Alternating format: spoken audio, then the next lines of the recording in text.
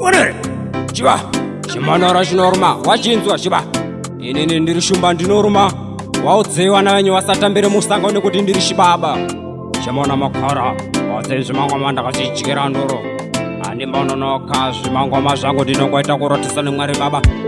ore batai mwana uyo chimwana chachi kange for bangetwe ndawadedem ndiwe muskana wandaida uyasi wakandiramba iwe ndiwe muskana wandaida uyasi wakandiramba iwe ndiwe mukadzi wandaida uyasi wakandiramba iwe ndiwe mukadzi wandaida uyasi wakandiramba iwe mukadzi wangu wadzinowane maproblem mukadzi wandakatanga kudanana naye akandiramba achindudza kuti hauna mari hauna motokari achitanga kundiudza kuti sisu tinoda kuroorwa nevarume vane mari asi vandiramba asi nini hapana chandinomuita asi nasolo ndandega mwari bvandibatsira ndane mari ndavakaimba yangu ndakaroora mumwe mukadzi asi ndakazona mufoni mangu akandisendera meseji achiti chiva unoda kuti tidzokererane futi asi ndakamudza kuti azviite nekuti wakatamba nerudo rangu pachine mukana nekuti pane nguva yakudanana pane nguva yakurambana zuva rinobuda richidoka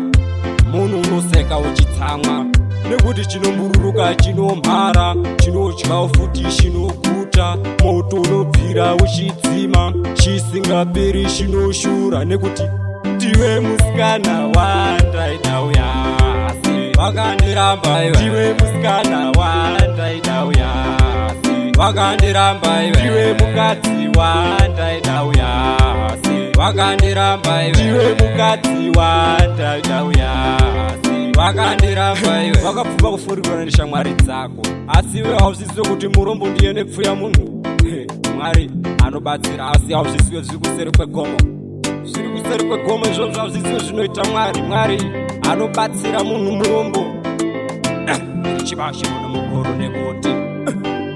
ndiwe musikana wandaida uyasi wakandiramba iwe ndiwe musikana wandaida uyasi wakandiramba iwe ndiwe mukadzi wandaida uyasi wakandiramba iwe ndiwe mukadzi wandaida uyasi wakandiramba iwe mukadzi wangu wadzinowane maproblem mukadzi wandakatanga kudanana naye akandiramba achindudza kuti hauna mari hauna motokari achitanga kundiudza kuti isusu tinoda varume vane inini ndiri chibaba ndakasaka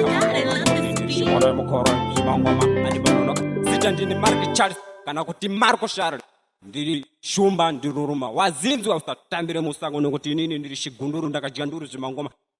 batai mwana uyo